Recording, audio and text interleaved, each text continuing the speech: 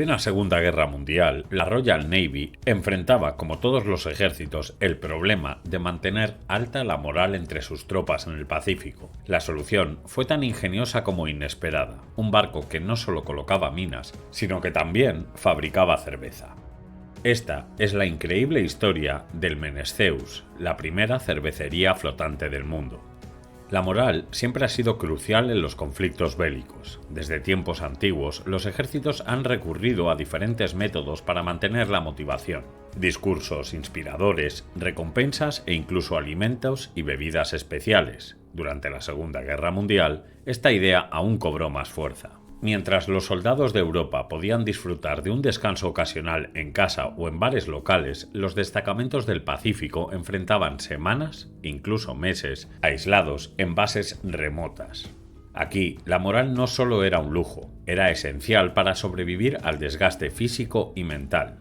Y ahí es donde entra la cerveza, un símbolo de bienestar que podía transformar un día monótono en un momento de camaradería. Pero llevar cerveza fresca a las tropas era todo menos sencillo. A diferencia del whisky o el ron, que se conservaban bien durante largos viajes, la cerveza es delicada. Sus sabores cambian si se expone demasiado tiempo a la luz, si sufre movimientos bruscos en los barcos o si envejece en malas condiciones. Y aunque la Royal Navy dominaba los mares, no podía simplemente transportar grandes cantidades de cerveza desde Gran Bretaña o Estados Unidos al Pacífico. Las largas distancias y la falta de una industria cervecera en Asia complicaban aún más las cosas. Fue entonces cuando surgió una idea innovadora: ¿por qué no fabricar la cerveza directamente donde se necesitaba? El buque mercante Menestheus, construido en 1929 por la compañía Blue Funnel Line, originalmente estaba destinado al transporte comercial. Sin embargo, fue requisado por la Royal Navy y convertido en un minador auxiliar durante los primeros años de guerra. En 1943, cuando ya no era necesario para colocar minas, se decidió transformarlo nuevamente, esta vez en un barco de servicios. En Vancouver, Canadá, se le hicieron grandes modificaciones: una sala de cine para entretener a la tripulación, áreas de descanso y, lo más curioso, una cervecería a bordo. Esto lo convertía en el primer barco cervecero operativo en la historia naval. Pero este no era un proyecto improvisado. El teniente comandante George Brown, un cervecero experto de Truman's Brewery, fue puesto al mando del ambicioso experimento. La cervecería del Menestheus tenía que ser eficiente y práctica. Utilizaban agua de mar destilada, extracto de malta y el calor de las calderas del barco para el proceso de elaboración. Además, se empleó un sistema de fermentación cerrado, algo innovador para la época, que compensaba la falta de macerado tradicional y permitía una producción más estable. El primer lote de English Milk Ale, con un 3,7 de alcohol, estuvo listo justo para la víspera de Año Nuevo de 1945, y no fue un fracaso. Rápidamente, el barco demostró ser capaz de producir hasta 250 barriles británicos por semana, suficientes para abastecer tanto a las tropas que lo visitaban como a otros barcos cercanos. Aunque no participó directamente en la Segunda Guerra Mundial, el Menestheus navegó por Hong Kong, Yokohama, Kure y Shanghái, repartiendo cerveza a las tropas británicas hasta 1946. Aunque se habían planeado hasta 10 barcos cerveceros, solo este llegó a operar. Otro proyecto similar, el Agamenón, quedó incompleto al terminar la guerra. El Menestheus se retiró tras cumplir su misión, pero su historia no terminó ahí. En 1953, mientras operaba como un buque civil, sufrió una explosión que lo incendió por completo frente a las costas de México. Aunque la tripulación logró salvarse, el barco se hundió, llevándose consigo el legado tangible de una de las ideas más ingeniosas de la Royal Navy. La historia del Menestheus es un recordatorio del ingenio humano incluso en los momentos más oscuros. No solo es un ejemplo de cómo los ejércitos adaptan sus recursos a las necesidades del momento, sino también de cómo algo tan cotidiano como una cerveza puede convertirse en un símbolo de esperanza y unidad. El 15 de mayo de 1940, los Países Bajos se rendían oficialmente al ejército alemán. Sin embargo, y a pesar de ello, numerosos barcos de su armada continuaron la lucha durante toda la contienda. Algunos porque en aquel momento estaban destinados muy lejos, en las Indias Orientales holandesas, y otros porque lograron escapar hasta Gran Bretaña. De hecho, Londres se convirtió en la base de operaciones de la Armada holandesa, y desde allí se dirigían las maniobras de sus buques en todos los teatros bélicos en los que aún se hallaban inmersos, empezando por la evacuación de Dunkerque. Los navíos eran una pieza muy preciada de cazar, por lo que una de las tácticas que los ejércitos de ambos bandos utilizaron en numerosas ocasiones, tanto durante la Primera como la Segunda Guerra Mundial, fue camuflarlos para evitar que fueran detectados por el enemigo. Esta táctica es la que empleó la tripulación de un dragaminas de la Marina Real holandesa, el Abraham Crinsen, una nave que se encontraba operando en el mar de Java y que llevó el concepto de camuflaje naval a otro nivel. De una manera sorprendente, la tripulación de este navío consiguió disfrazar el barco de isla y escapar así de las garras de la Armada Imperial japonesa. Surabaya, en la isla de Java, en la actualidad uno de los principales puertos de Indonesia, era la base de operaciones del dragaminas Crinsen, un barco muy lento y mal armado que tenía todos los números para convertirse en una presa fácil para la aviación japonesa o en un claro objetivo de cualquier barco enemigo que lo detectase. El avance naval japonés, que culminó el 1 de marzo de 1492 con la batalla del Estrecho de la Sonda, forzó a todos los navíos holandeses a retirarse y buscar refugio en los cercanos puertos australianos. En realidad, la flota aliada sufrió allí una apabullante derrota de la que solo sobrevivieron 4 barcos holandeses, de los cuales 3 fueron hundidos por los japoneses unos días más tarde. El Abraham Crinsen partió de Surabaya escoltado por otros 3 buques, pero por razones que aún se desconocen, el dragaminas se perdió y quedó aislado durante el trayecto hacia Australia. Así, con la flota japonesa pisándoles los talones, al capitán se le ocurrió una brillante y singular idea: camuflar el barco y hacerlo pasar por una pequeña isla. De hecho, el mar de Java, que se extiende alrededor de Malasia e Indonesia, está salpicado por más de 18.000 islas, desde las más grandes como Borneo hasta las más pequeñas, deshabitadas y pobladas por unos pocos árboles. Así, a pesar de que el Abraham Crinsen no era un barco muy grande, sí lo era lo suficiente como para intentar hacerlo pasar por uno de los pequeños islotes que salpicaban aquí y allá el mar de Java. El capitán Antoine van Miert pensó que aunque la hazaña parecía algo imposible de conseguir, valía la pena intentarlo si con ello se conseguía engañar a los japoneses y salvar la vida de la tripulación. Para llevar a cabo su plan, el dragaminas se detuvo en la isla más cercana, y la tripulación se puso de inmediato a talar tanta vegetación como era posible.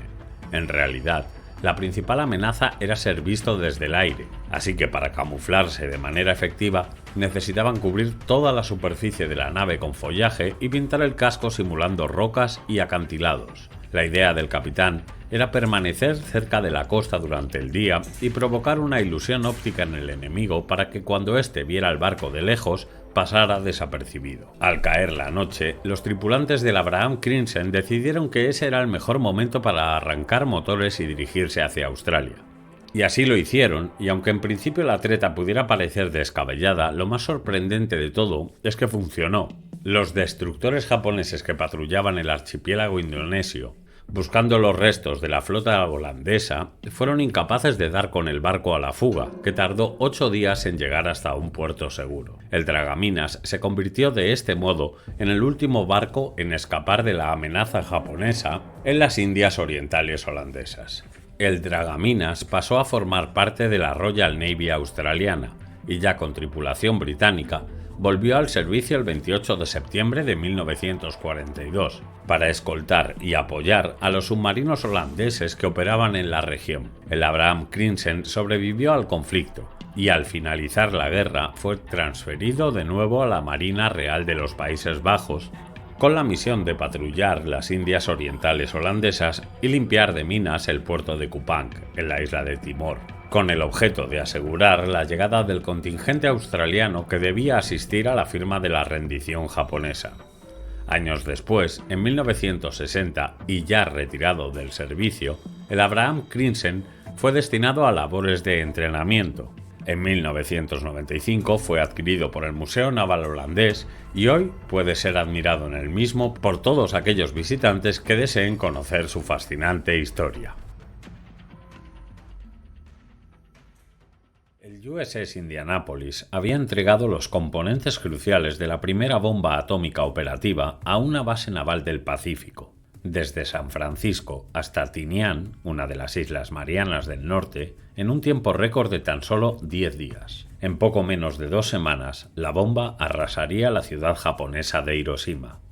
Pero por ahora, el 28 de julio de 1945, el Indianapolis zarpaba de Guam, sin escolta, para encontrarse con el USS Idaho en el Golfo de Leyte, en Filipinas, donde los dos buques de guerra se prepararían para una eventual invasión aliada de Japón. Poco después de la medianoche del 30 de julio, un torpedo japonés impactó al Indianapolis, arrancándole la proa de estribor e incendiando un tanque que contenía 14.500 litros de combustible de aviación, convirtiéndose en una columna de fuego. Acto seguido, otro torpedo del mismo submarino impactó más cerca de la mitad del barco, dando de lleno en los tanques de combustible y polvorines, provocando una reacción en cadena de explosiones que partieron al Indianapolis en dos. Mientras seguía navegando a 17 nudos, el barco comenzó a recibir enormes cantidades de agua. Se hundió en tan solo 12 minutos. De los 1.196 hombres a bordo, unos 900 lograron llegar vivos al agua. Su calvario apenas comenzaba. Cuando salió el sol el 30 de julio, los supervivientes flotaban en el agua. Las balsas salvavidas escaseaban. Los vivos buscaban a los muertos y se apropiaban de los chalecos salvavidas para los que no tenían ninguno. Con la esperanza de mantener una apariencia de orden, los marineros comenzaron a formar grupos, algunos pequeños, otros compuestos por varios cientos de hombres en mar abierto. Muy pronto estarían evitando la exposición solar, la sed y los tiburones. No podía hacer nada más que dar consejos, salvar los chalecos salvavidas e intentar evitar que los hombres bebieran agua salada, recordó más tarde Louis Haynes, el jefe médico del barco. A los más jóvenes, a los que les quitas la esperanza, el agua y la comida, bebían agua salada y luego se hundían rápidamente. Tenían diarrea, luego se deshidrataban más y luego se volvían muy maníacos. Los tiburones se sintieron atraídos por el sonido de las explosiones, el hundimiento del barco y el movimiento de las olas y la sangre en el agua. Aunque muchas especies de tiburones viven en las aguas abiertas del Pacífico, pocas son tan agresivas con los humanos como el tiburón oceánico. Los expertos generalmente coinciden en que los marineros del Indianapolis fueron víctimas de tiburones oceánicos de punta blanca y posiblemente de tiburones tigre, en lo que se considera el peor ataque de tiburón de la historia. De vez en cuando, como un rayo, se acercaban y se llevaban a un marinero y lo arrastraban hacia abajo, dijo el superviviente Lowell Dean Cox a la BBC en 2013. Uno se acercó y se llevó al marinero que estaba a mi lado. Era solo alguien gritando, chillando o siendo mordido. Al principio, los tiburones se centraron en los muertos que flotaban, pero las luchas de los supervivientes en el agua atrajeron a más animales que podían sentir sus movimientos a través de la línea lateral, una serie de receptores a lo largo del cuerpo de un tiburón que detectaban los cambios en la presión y el movimiento a distancia. Muchos de los hombres estaban paralizados por el miedo, incapaces incluso de comer o beber de las escasas raciones que habían rescatado del barco. Un grupo de supervivientes cometió el error de abrir una lata de Spam, pero antes de que pudieran probarla, el olor de la carne atrajo a un enjambre de tiburones. Los marineros se deshicieron de sus raciones de carne para no arriesgarse a un segundo enjambre. Mientras tanto, cientos de supervivientes sucumbieron al calor y la sed o sufrieron alucinaciones que les obligaron a beber el agua de mar que les rodeaba, una sentencia de muerte por envenenamiento por sal. Los que saciaban su sed caían en un estado de delirio, echando espuma por la boca mientras se les hinchaban la lengua y los labios. A menudo se convertían en una amenaza tan grande para los supervivientes como los tiburones que volaban en círculos debajo. Muchos arrastraron a sus camaradas bajo el agua con ellos mientras morían. Alrededor de las 11 de la mañana del 2 de agosto, el cuarto día de los supervivientes en el agua, un avión de la Marina que volaba sobre ellos vio por casualidad a los marineros varados. El piloto pidió ayuda por radio y en cuestión de horas otro hidroavión tripulado por el teniente Adrian Marks regresó al lugar, donde arrojó balsas y suministros de supervivencia. Cuando Marks vio que los tiburones estaban atacando a unos hombres, desobedeció las órdenes y amerizó en las aguas infestadas, haciendo rodar su avión para ayudar a heridos y rezagados, que eran los que corrían mayor riesgo. A medida que pasaban los días, las posibilidades de rescate parecían disminuir. Aunque la inteligencia de la Marina había interceptado un mensaje del submarino japonés que torpedeó el Indianápolis, en el que se describía cómo se había hundido un acorazado estadounidense en la ruta conocida del buque, los funcionarios desestimaron el mensaje como un truco para atraer a los barcos de rescate a una emboscada. Poco después de la medianoche del 3 de agosto, el USS Cecil Doyle llegó al lugar y sacó del agua a los últimos supervivientes. De la tripulación original del Indianápolis, compuesta por 1.196 hombres, solo quedaban 316. Se calcula que el número de personas que murieron a causa del ataque de tiburón oscila entre unas pocas docenas y más de 150. Aunque el espectro de los tiburones está muy presente en la historia del buque de guerra, la mayoría de los marineros murieron por la exposición a los elementos, falta de comida y agua, heridas por la explosión, agotamiento y otras causas. Hoy en día, el hundimiento del Indianápolis se recuerda como uno de los desastres navales más mortíferos de la historia estadounidense. Tras el rescate, la Marina sometió a juicio militar al capitán del Indianápolis, Charles McVeigh III, por no haber salvado su barco. Los funcionarios estaban ansiosos por culpar a McVeigh, en lugar de reconocer la serie de errores que llevaron tanto al naufragio como a la terrible experiencia de los supervivientes. Además de haberle negado al Indianápolis una escolta, la Marina no advirtió al capitán que se dirigía directamente hacia la trayectoria de un submarino enemigo. Cuando el Indianápolis no llegó a su destino previsto, nadie informó de la desaparición del barco. Fue solo por casualidad que un avión que pasaba por allí encontró a los marineros supervivientes. El transatlántico Wilhelm Gustloff, joya de la corona de Adolf Hitler, se hundió en las gélidas aguas del mar Báltico con más de 9.000 personas a bordo, la mayoría niños y civiles, refugiados y evacuados de Polonia. Fue torpedeado casi al final de la Segunda Guerra Mundial por un submarino soviético. El régimen nazi ignoró la tragedia con el argumento de evitar desmoralizar aún más a la población.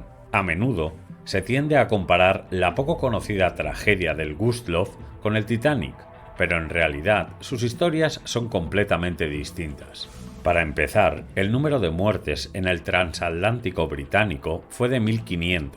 Aun siendo muchísimas, queda muy lejos de las cerca de 9.600 que el 30 de enero de 1945 causó un torpedo soviético cuando impactó en el gigantesco buque alemán. En sus cubiertas y camarotes se hacinaban más de 10.500 personas entre civiles y militares que buscaban huir de una guerra que ya estaba a punto de terminar. Esta es la historia de un transatlántico nacido para el placer y que se convirtió en una tumba. Construido por orden de Adolf Hitler y enmarcado en el programa Kraft durch Freude, Fuerza por la Alegría, ideado por el líder sindical Robert Ley, con el objetivo de ofrecer unas incomparables vacaciones a las clases obreras de Alemania en tiempos de paz, el Wilhelm Gustloff fue bautizado así en memoria del político nacionalsocialista suizo Wilhelm Gustloff, asesinado en febrero de 1937. Construido en los astilleros Blohm & Voss de Hamburgo, esta imponente nave medía 55 metros de altura, 200 metros de eslora y tenía 8 amplias cubiertas. Disfrutaba además de una piscina interior climatizada, unos enormes comedores comunitarios donde los pasajeros desayunaban, almorzaban y cenaban con valiosos cubiertos de plata, con una esvástica finamente grabada y un espacioso gimnasio. Pero lo que distinguía al Gustloff del resto de barcos de su categoría eran los cómodos camarotes, iguales para todos los pasajeros. El éxito que obtuvo el programa diseñado por Ley fue tal que resulta prácticamente imposible conseguir una plaza para disfrutar de un tranquilo crucero por el Báltico. No obstante, el 1 de septiembre de 1939, tras el estallido de la Segunda Guerra Mundial, la Kriegsmarine, la Marina de Guerra alemana, se vio obligada a proporcionar una nueva función a este gran transatlántico de recreo, y con ello las plácidas vacaciones de muchos alemanes tocaron a su fin.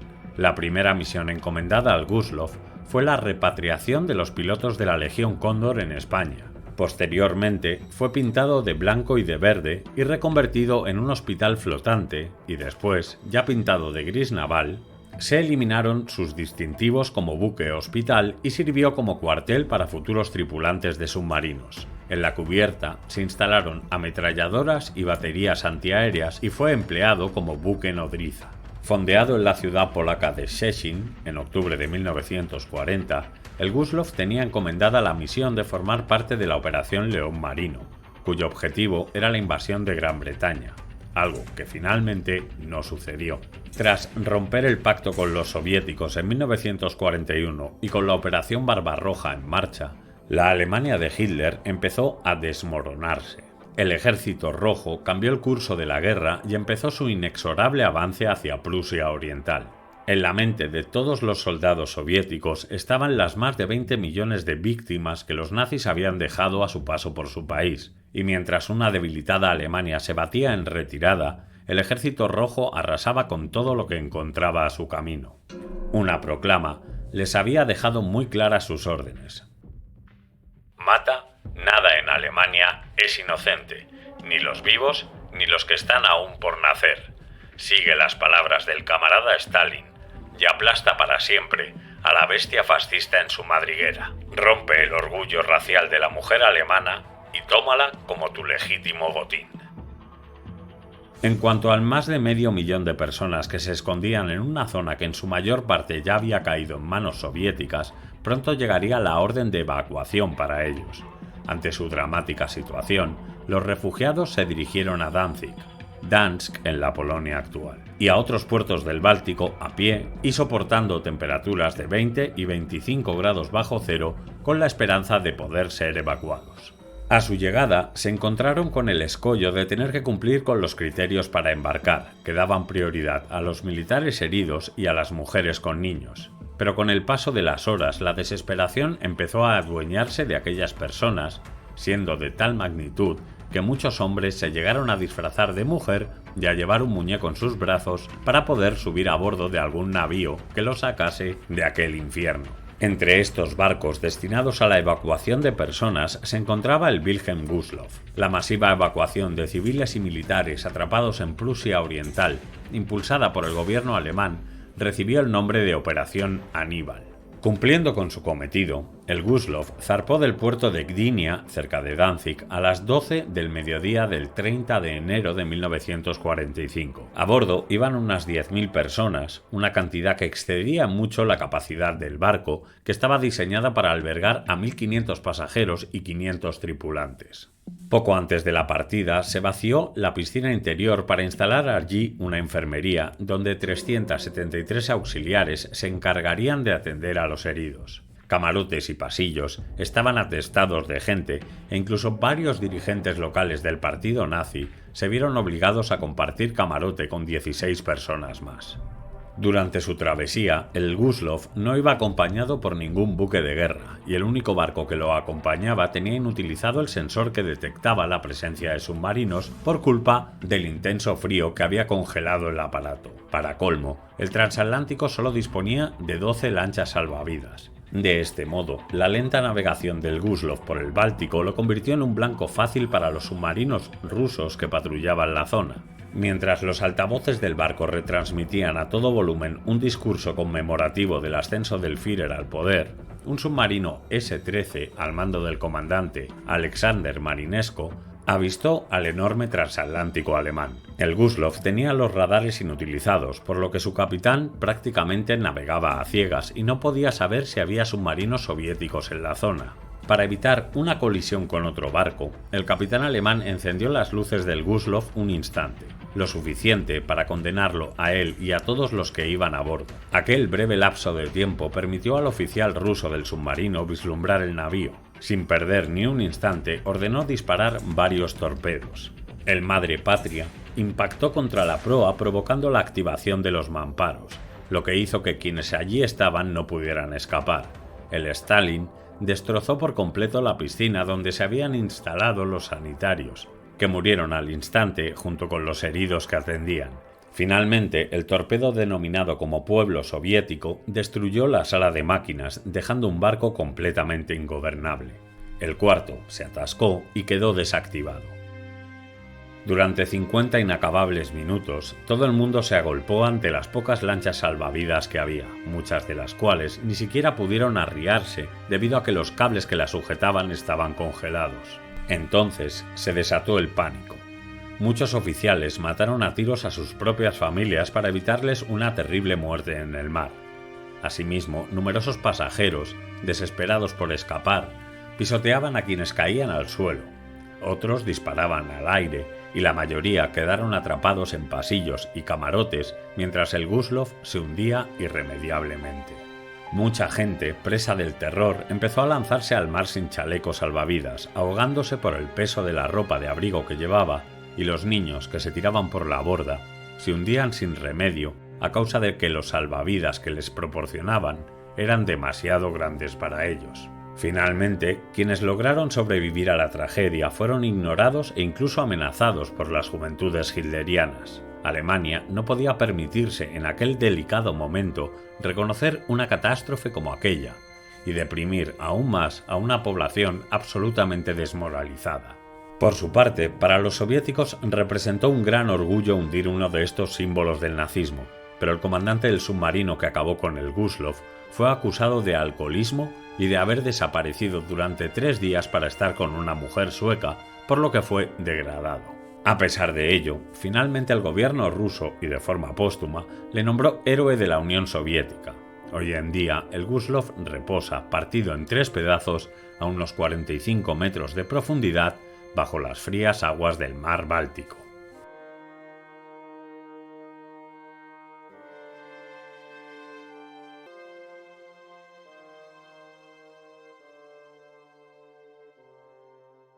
La destrucción o incluso paralización de esta nave es el mayor evento en el mar en la actualidad. Ningún otro objetivo es comparable a eso, proclamaba el primer británico Winston Churchill en referencia a la importancia que para su gobierno tenía poder destruir, de una vez por todas, el acorazado alemán Tirpitz. Un buque que por su gran potencia y enorme tamaño fue apodado la Bestia y la Reina Solitaria del Norte. Finalmente, el 12 de noviembre de 1944, la Reina acabaría hincando las rodillas ante los británicos y se hundiría para siempre en las gélidas aguas de Noruega. Bautizado con el nombre de Alfred von Tirpitz, almirante y héroe de la Marina Imperial Alemana durante la Primera Guerra Mundial, este poderoso acorazado se convirtió en el hermano gemelo de otro mítico acorazado de la Marina Alemana, el Bismarck. Con 12 motores diésel de 1.652 caballos de vapor que le permitían alcanzar los 30 nudos de velocidad, 253 metros de eslora, 36 cañones de diverso calibre, 84 ametralladoras cuádruples y 2 lanzatorpedos, el Tirpitz fue botado el 1 de abril de 1939 en los astilleros del puerto de Wilhelmshaven, una ciudad al norte de Alemania. El gigantesco acorazado se hizo a la mar el 9 de marzo de 1941 para comenzar unas maniobras al mando del capitán Friedrich Karl Topp. Tras recibir la visita del propio Adolf Hitler, interesado en comprobar los progresos de esa joya de la Armada, el Tirpitz fue nombrado buque insignia de la Marina de Guerra alemana. Cuando la Alemania nazi invadió la Unión Soviética en junio de 1941, el Tirpitz se encontraba anclado en Kiel, a orillas del mar Báltico. El acorazado actuaba como buque insignia de la flota alemana del Báltico y se encontraba en esos momentos al mando del almirante Otto Ciliax. El Tirpitz, acompañado por 4 cruceros ligeros y varios destructores, recibió la orden de poner sitio al puerto soviético de Leningrado. La flota roja del Báltico, pillada por sorpresa, no tuvo opción alguna en ningún momento. Así, con la misión cumplida, el Tirpitz regresó a puerto alemán, donde recaló hasta el 14 de enero de 1942, cuando puso rumbo al Mar del Norte con la misión de interceptar a los convoyes aliados que recorrían aquella zona. El destino del acorazado alemán era Noruega, y nada más llegar a Trondheim se trasladó a un fondeadero seguro para no ser localizado. A pesar de que se tomaron todas las medidas de seguridad, el Tirpitz fue avistado por una flotilla de reconocimiento aéreo británica. Cuando el primer ministro Churchill fue informado de la presencia del Tirpitz en aguas noruegas, dominado por su premura por hundir también debido a la carestía del combustible. El 6 de marzo de 1942, el Tirpitz, al mando del vicealmirante Otto Ciliax, junto con 3 destructores, puso rumbo al Océano Ártico. Aquel día estaba previsto el comienzo de la operación Sportspalast, también conocida como Operación Nordmeer, cuyo objetivo era interceptar a los convoyes aliados que navegaban por la zona. La Marina Real Británica había movilizado una escuadra compuesta por más de 18 naves, pero 2 días más tarde, el 8 de marzo, ambas flotas se cruzaron en sentido contrario, sin avistarse los unos a los otros a la causa de una espesa niebla. A pesar de ello, al día siguiente, una escuadrilla de aviones británicos avistó al Tirpitz, aunque no solamente fracasaron en su ataque al acorazado, sino que además 2 de ellos fueron abatidos. Tras aquel encuentro no deseado y temiendo delatar su posición, el vicealmirante Ciliax suspendió la operación y el buque se retiró para buscar refugio en el fiordo de Narvik, en Noruega. Hundir al Tirpitz se convirtió en la prioridad para el almirantazgo británico y en una auténtica obsesión para Churchill. El 31 de marzo de 1942, una escuadrilla de 34 bombarderos de la RAF localizaron al Tirpitz en su escondrijo y lo atacaron sin éxito. Ninguna de sus bombas dio en el blanco y además 5 de sus aviones fueron abatidos. La cosa fue mucho peor durante la noche del 29 al 30 de abril, ya que las pérdidas británicas ascendieron a 7 aeronaves. En junio de ese mismo año, el Tirpitz se hizo de nuevo a la mar junto con 3 cruceros para emprender la operación Rosselsprung, cuya misión era interceptar y hundir un convoy británico que transportaba suministros y material bélico. A pesar de haber sido localizado y de que al parecer había sufrido leves daños como consecuencia del impacto de un torpedo ruso, la aparición del Tirpitz dejó sin escoltas al convoy y a merced de la Luftwaffe, que acabó hundiendo 24 de los solitarios barcos. De nuevo en alta mar durante el mes de septiembre, el Tirpitz participó en la invasión de la isla de Spitsbergen, junto al acorazado Scharnhorst y 9 destructores.